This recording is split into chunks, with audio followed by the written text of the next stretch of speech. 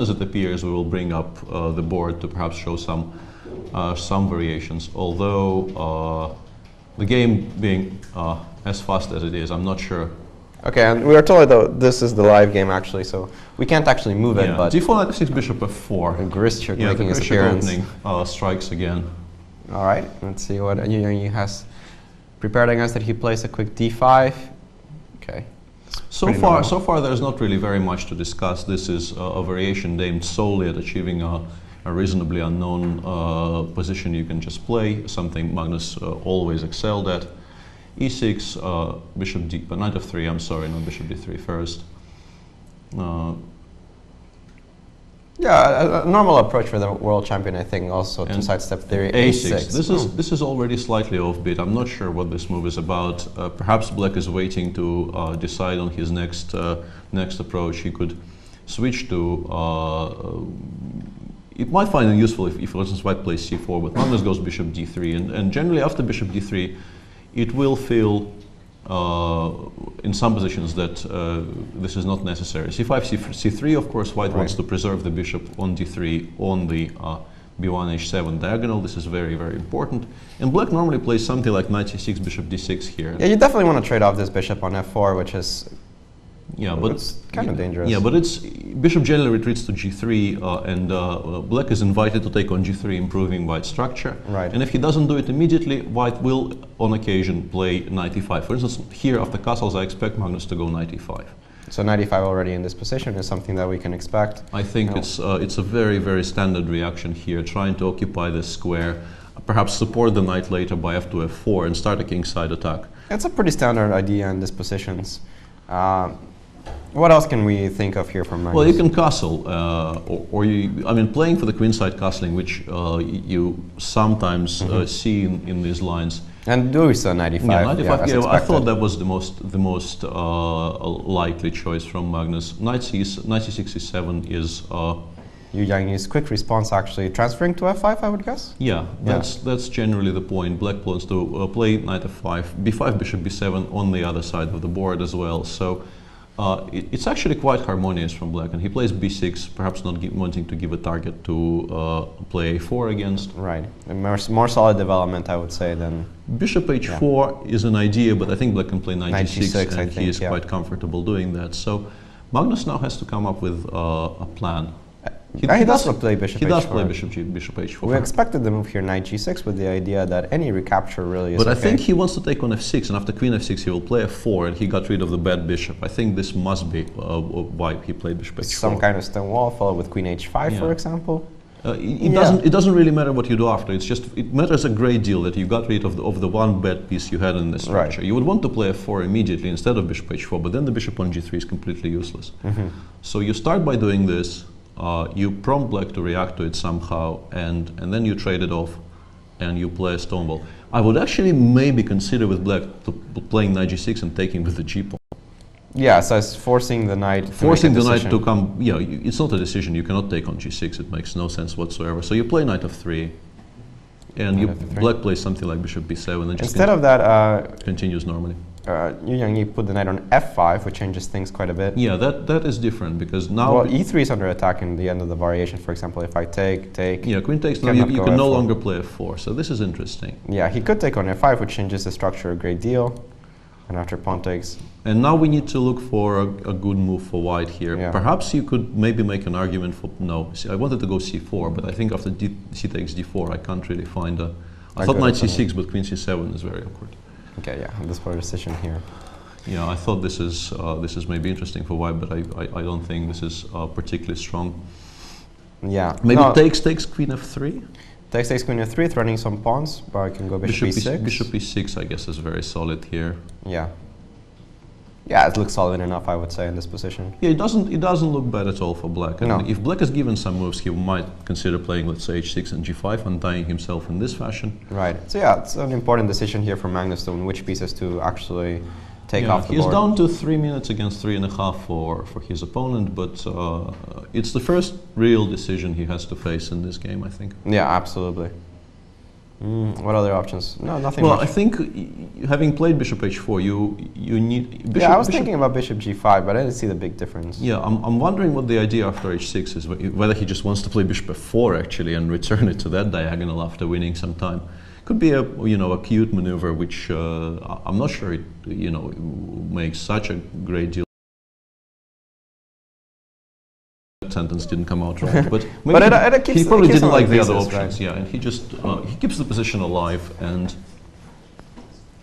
after h6, yeah, I think the way to justify this is to play bishop f4. I'm not sure there is much else. Yeah, I'm starting to think about g5 is too much. Maybe take on f6 and go e4. We could check maybe this for a second. Well, what is the difference between...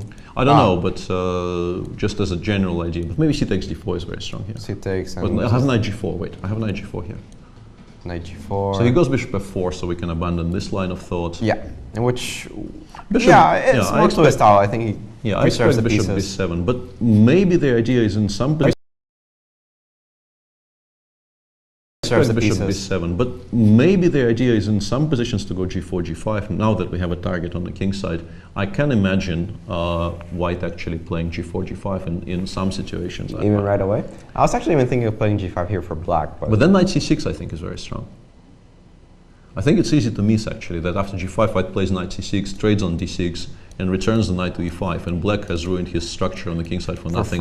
For nothing at all. Yeah. So I think that would be very unfortunate for black's position. That would be very advantageous. Yes. A non-committal move, which makes a lot of sense in the situation Magnus is in here. And also, I've always found his queen there. Yeah. Yeah. He plays bishop b7, and here I'm curious about g4, g5. Yeah, we can just take a look. g4, and he goes h3. He goes the more conservative route to. Now he has a h2 square to retreat to if black plays g5. And in a blitz game, I think h3 is really nice. You can play it quickly. It makes a lot of sense for your bishop, and you can always play g4 even stronger later now that g4 is reinforced. Yes. A non-committal move, which makes a lot of sense in the situation Magnus is in here. And also, I've always found it difficult to find a move for black in this kind of position. You can play. You can make moves, but I don't know how they improve the position.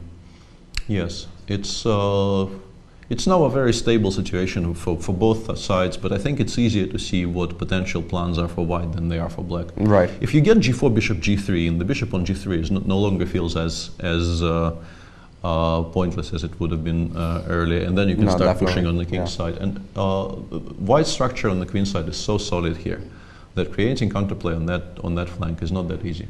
He goes bishop e7, I think. Yeah, I think that's what he played. Freeing up the d6 square for the knight. I think that's the idea of the move. He wants to meet g4, potential g4 with knight d6. Yeah.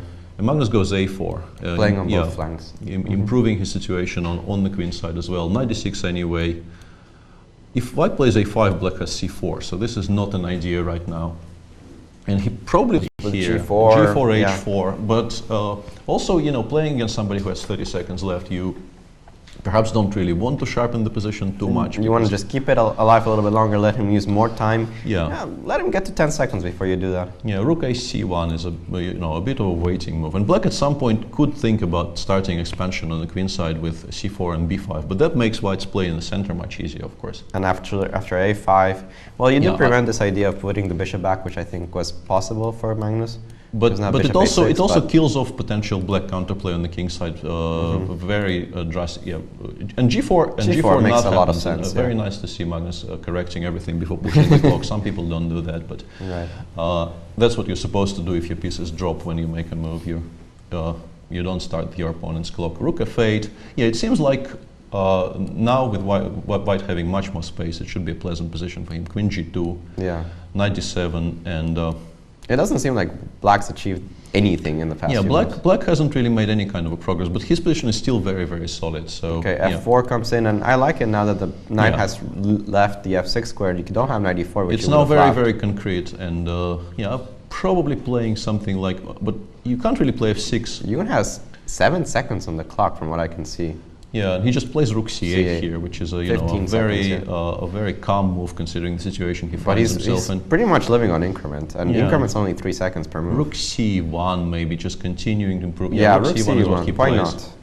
Play it quickly. C takes d4, E takes d4 has been played. Maybe really a move he wants to go. Play. If he wanted to go, he can't really go knight c4. I thought he could, but he cannot.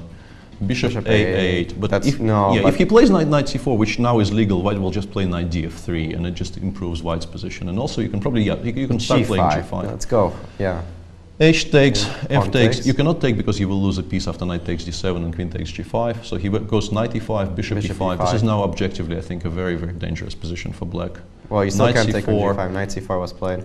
Yeah, taking in bishop e4 is the most obvious solution, but maybe you can even just go knight f3 here.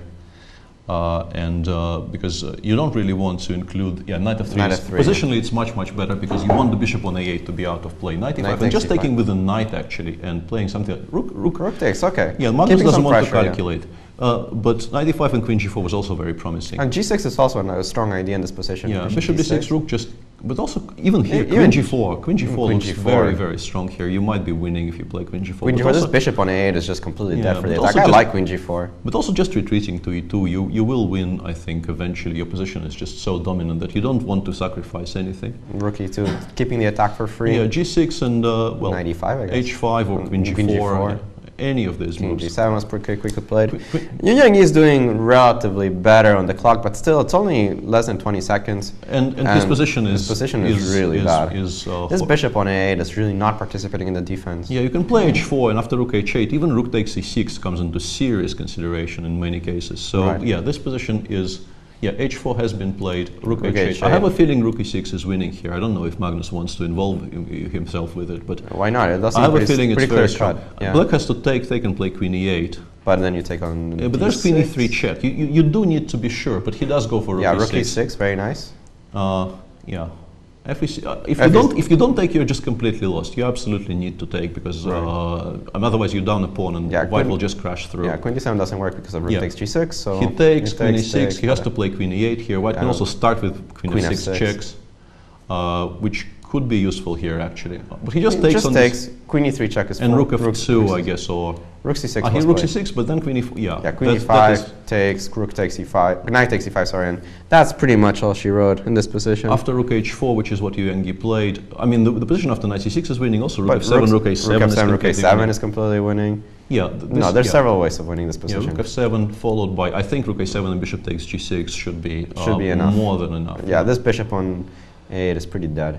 Yeah. Rook a7 was played as expected, rook here. And bishop g6, Bishop as g6, expected. yeah. And yeah, this should be completely lost. You can't even play bishop c6 because Well, bishop he has f5. he went bishop f7 check, F7 but it first, doesn't. even he more he just precise. picks up material immediately because king knight f8, g6 is knight mate. g6. Actually, mate on the board. It's not made on the board, but it's good enough. Ah, yeah, it's not, but yeah, sorry.